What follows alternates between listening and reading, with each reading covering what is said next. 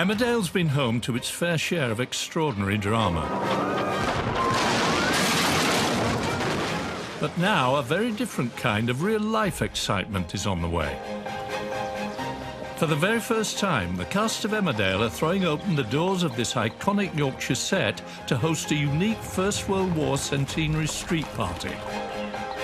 Men less than half my age gave their lives for the country. To honour the British men and women who made huge sacrifices during the Great War. We can never forget what these men did for us.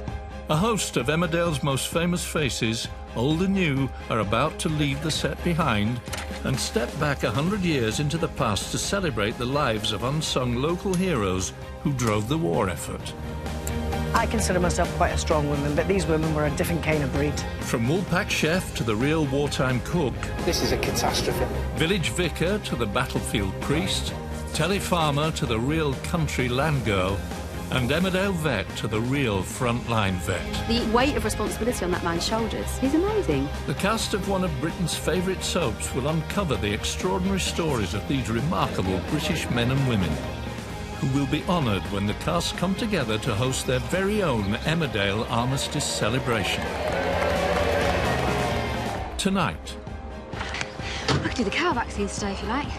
Actor Zoe Henry, better known as village vet Rona Goskirk, heads off on the trail of a local Yorkshire vet. Something happened, that's what I need to know. What turned him into this extraordinary guy? One of the real men behind the heroic war horses of the First World War. I've never heard a story quite like it. I feel like I need to do something to honour him.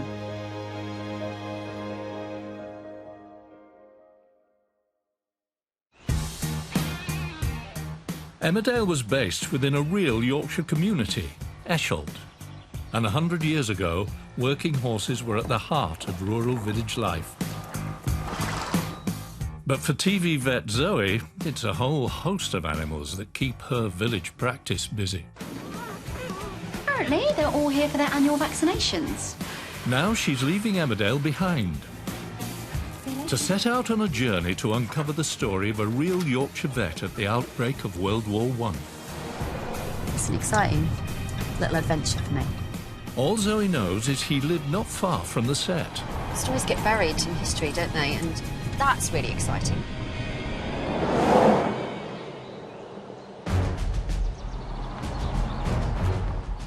She's been invited to the Army Remount Barracks to discover the identity of her local hero. Horses have played a vital role in the British Army since before the First World War, when over 1 million were sent to the front line. But even today, the Army has more horses than tanks, and the care of these military working animals is at the heart of their work here. Hi. Good morning, Zoe. Zoe's meeting military vet Major Drew Tootall. If you'd like to follow me, we'll crack straight on. OK, thank you. Well, I've got someone I'd like to introduce you to. Wow. Who's this?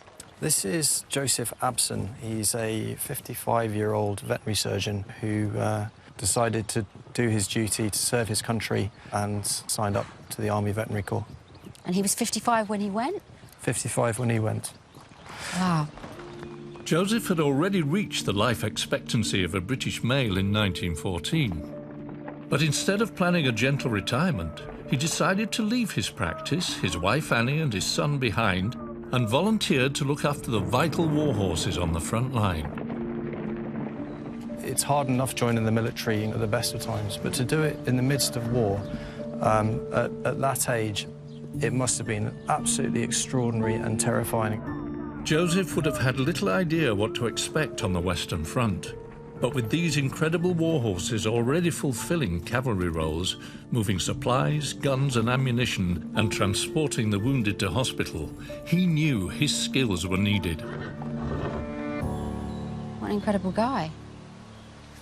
It's nice to have an image of someone, a very respectable, handsome man with a gorgeous big moustache. And I think the thing that really hits home with me, he was 55, that's an age that really is to be going to the front line.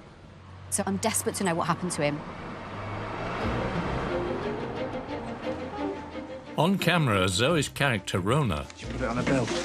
is used to treating the animals of Emmerdale big and small. All finished? Come on. But things are a little different for Zoe the actor. I am only a pretend vet. I have no real knowledge of any sort of veterinary stuff. I love animals. I'm a little nervous around larger ones, mainly ones that are bigger than me and have hooves. Before the war, big working animals, especially the horses that became so vital to the war effort, would have been at the centre of Joseph's working life. So today, Zoe's come to meet modern vet Graham Barlow. So do you think that vets 100 years ago were more knowledgeable about how to deal with horses? Oh, I'm sure they were. They had a huge amount of expertise because they were looking after these horses as they powered the farm and as they powered the army for the First World War. But as Zoe's about to find out, the world of a Yorkshire vet in 1914 is not all that different today. You're going to do what a normal Yorkshire vet does on his daily routines. All right, amazing. And possibly stick your hand up a few cows. OK, brilliant, I think. Here the ladies are waiting for you. Oh, my goodness. It's all going to be fine. Hi. You are. And another one, because you've got two arms. But That's a very long glove. I see you've got some beautiful jewellery on. Yes. And these ladies don't want that going up their Quite bottoms. right. 100 years ago, Zoe's vet Joseph ran a family practice working alongside his nephew, Percy. Things you thought you'd never do, eh? The family were familiar faces across this part of Yorkshire, relied on by local farmers and working all hours to keep horses and other livestock safe and well. So, Graham, talk to me while you're working about the vet's role in the farming community. The role in terms of looking after animals has not changed. She may be inspired by the work of a real vet, but Zoe's still not quite ready to get hands-on. Do you want to come and hold this tail? No, I'll stand here and watch you because you're doing such a lovely job. Sorry, I'm just changing hands to make sure. She's a brave cow, braver than me. There was a massive community spirit 100 years ago. There were a lot more farms. Oh my goodness, this cow's not stopped pooing. Good Lord. It's all right, darling. This is a far cry from Zoe's Emmerdale clinic. My goodness. But joining Graham at a farm that could have been under Joseph's care has been a reality check for what it really takes to be a working vet, then and now. This is entirely different from playing a vet. Actually, working vets are such a massive part of the community. Without healthy, fit animals, what are the farmers to do? Then that's made me think how much that was even more so during the First World War. Every day is a busy one on the Emmerdale set. Action! But alongside the day job, You might as well go as well. Cut! the cast are getting ready for Emmerdale's huge armistice celebration, honouring all their local Yorkshire heroes. Right, we'll start taking these down. Zoe wants to find out more about her hard-working family vet and his role looking after the war horses of the front line. I want to understand what happened to him, what he went through.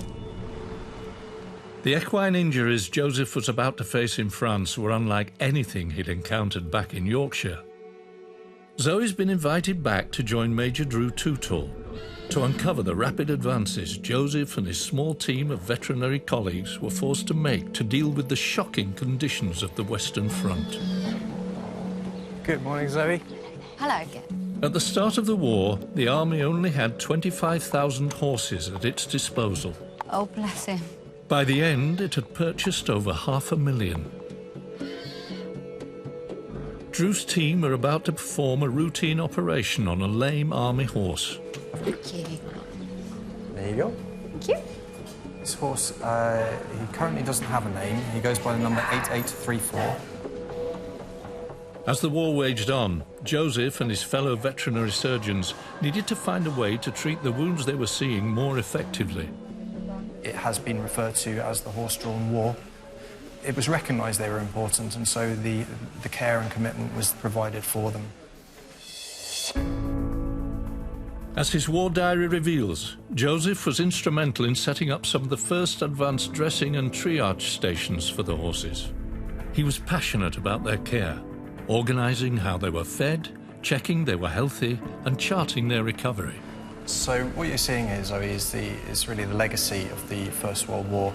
It was that groundbreaking work that has led us to where we are today. Over the 4 years of war, the lives of nearly 2 million horses were saved by the pioneering work of vets like Joseph. I've learnt a few things today, really. A big one for me is learning that, good job I'm not a real vet, because that operating theatre was not my cup of tea. Hello, 8834. Brave boy. How you doing? The other big thing I've learnt is how much a part of the First World War, I mean, I knew about the horses, but of course it stands to reason that without the vets, none of it would have happened. It's incredible. I've never heard a story quite like it. It's good to see you. It's good to see you awake. Hello. I know. Coming up, Zoe uncovers a remarkable twist in Joseph's story. I need to know how he went from this humble Yorkshire vet to this extraordinary guy. And faces her fear to find a way to honour Joseph and his war horses. Are you happy to have a go? No, he's so big. At Emmerdale's huge centenary celebration. You're helping to honour these horses. Such a privilege.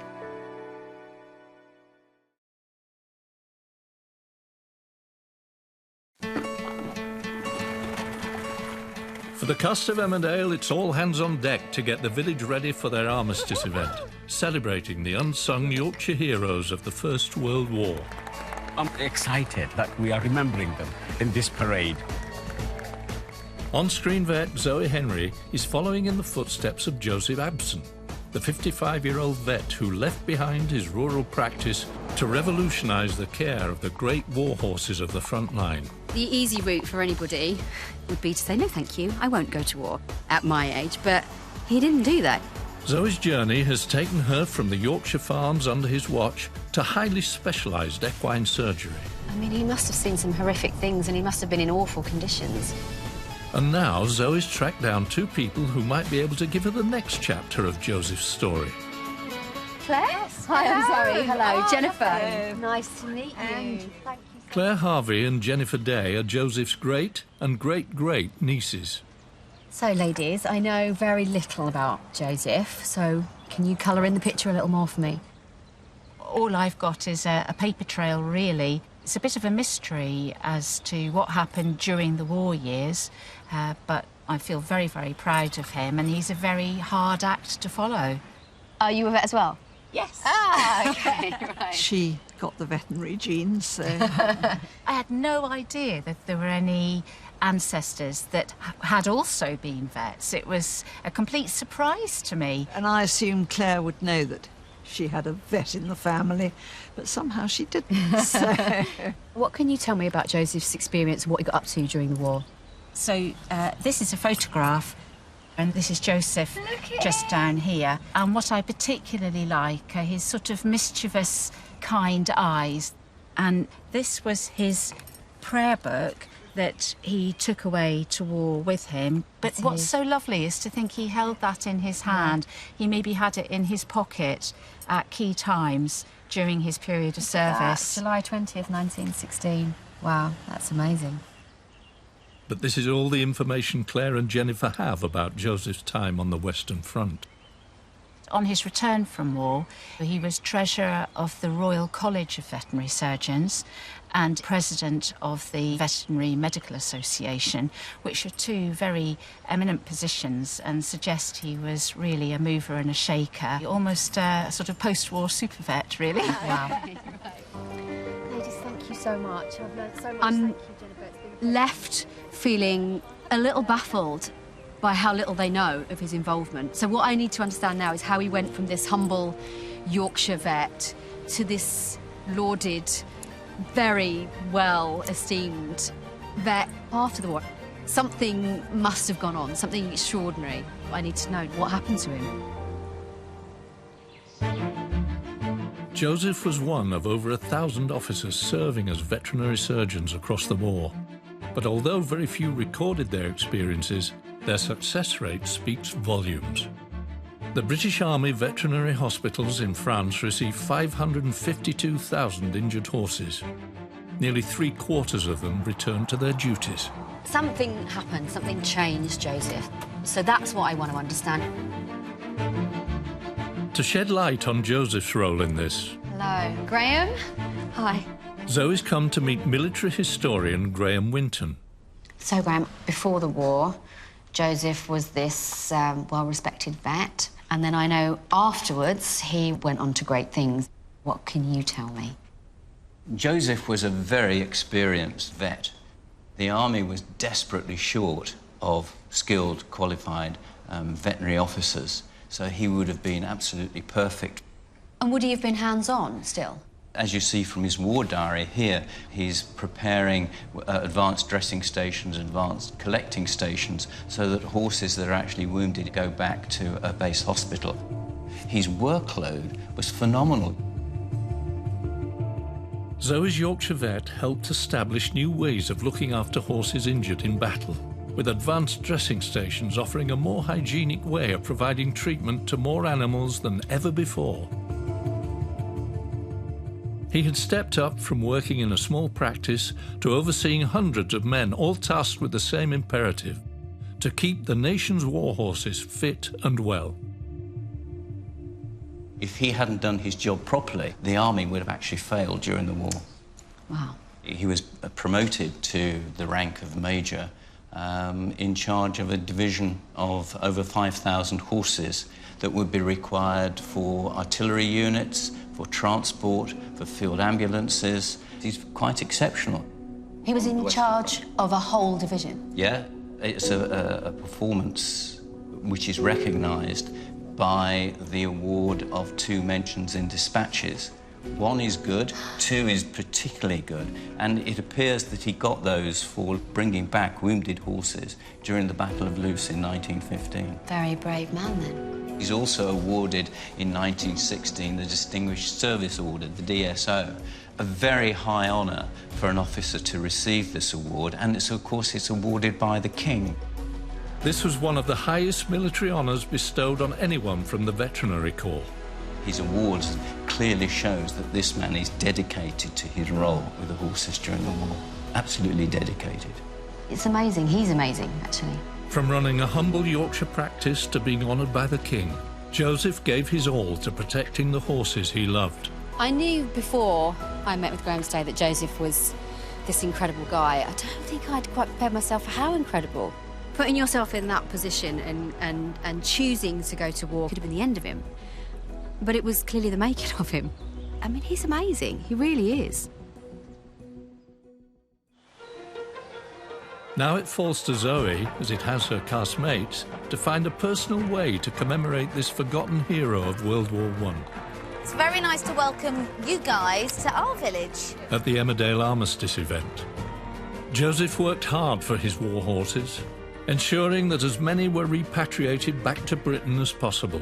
All of that commitment and hard work that Joseph had to those animals, that love, that dedication, during the war, before, after, you know, I feel like I need to honour that and his love for horses. So Zoe's decided to do something rather outside her comfort zone. She's making me a little bit nervous. And face her fear. This has been a real baptism of fire in some ways, to get so close to the animals. But there's a sort of weight of responsibility on me to get things right. I want to do a good job for Joseph, really.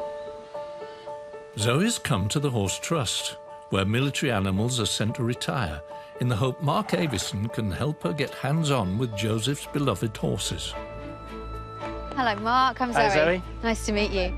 She would like to lead an ex-army horse in the Armistice Parade, but to do so, she'll need to learn how to prepare Mark's horse, Yeti. Right then. All right. Yes. What do we do? So the first thing that we do is check the horse's hoofs. Push, check, clenches.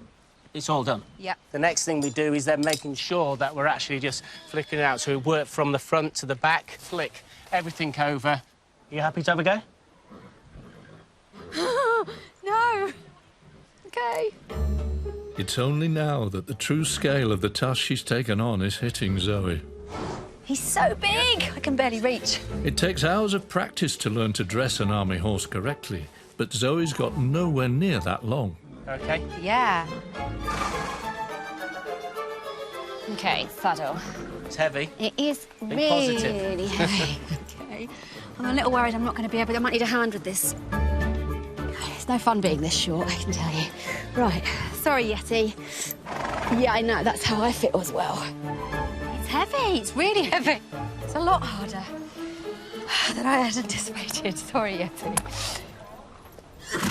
This televet needs to overcome her nerves to lead a horse in commemoration of the brave animals of the Great War and the extraordinary men who looked after them. It is really important to me that I get this right and I do a good job. Now I know as much as I do about Joseph. There we go. How does that feel? Is that tight enough, Mark? That's good. That feels good, actually. What if I'm saying that? But as Zoe might soon find out, preparing a horse for a parade is one thing. Keeping it happy in a crowd could be quite another. Next time on Emmerdale 1918, Natalie J. Robb, better known as Emmerdale farmer Moira Dingle, hits the road on the trail of an extraordinary Yorkshire land girl who paved the way for women's rights. Our country wouldn't be the country it is today without these people, and we have to remember that. It's so important.